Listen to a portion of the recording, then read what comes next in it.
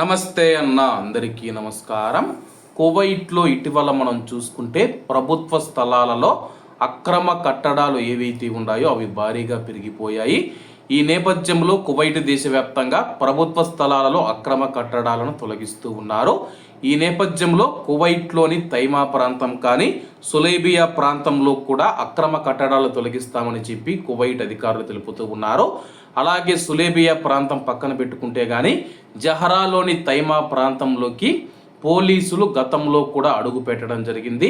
అప్పుడు అక్కడ ఉన్న ప్రజలు ఎవరైతే ఉన్నారో వాళ్ళ నుంచి పూర్తి ప్రతిఘటన అయితే లభించడం జరిగింది. పూర్తిగా వాళ్ళు ప్రతిఘటించారన్నమాట. ఇక్కడ ఉన్న ఏ ఒక్క ఇల్లును తగిలినా సరే కానీ, ఏ ఒక్క కట్టడాన్ని కూల్చినా సరే కానీ వాళ్ళంతా ఏకమయ్యి పోలీసుల పైన దాడికి ఎగబడిన సంఘటన 2016-17 మధ్యలో ఇది జరిగింది. దాదాపు మనం చూసుకుంటే 8-9 సంవత్సరాలు అవుతూ ఉంది. ఆ దాడి జరిగినప్పుడు కూడా నేను అక్కడే ఉన్నానన్నమాట.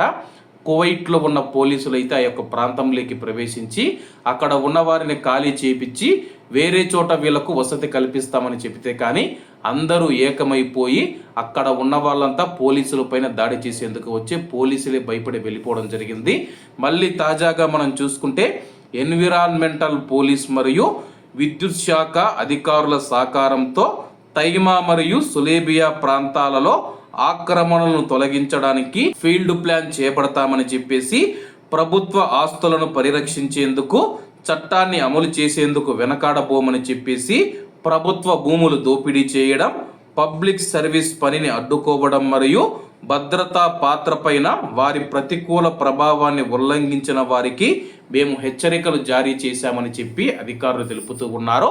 అలాగే గతంలో ఆ యొక్క ప్రాంతంలో ఇలాంటి సంఘటనలు జరిగాయి కాబట్టి ఎవరైనా పోలీసుల పైన దాడి చేయడం కానీ లేకపోతే ప్రతిఘటించడం వంటివి చేస్తే కానీ తీవ్ర పరిణామాలు ఉంటాయని చెప్పేసి ఇప్పటికే హెచ్చరికలు జారీ చేయడం జరిగింది.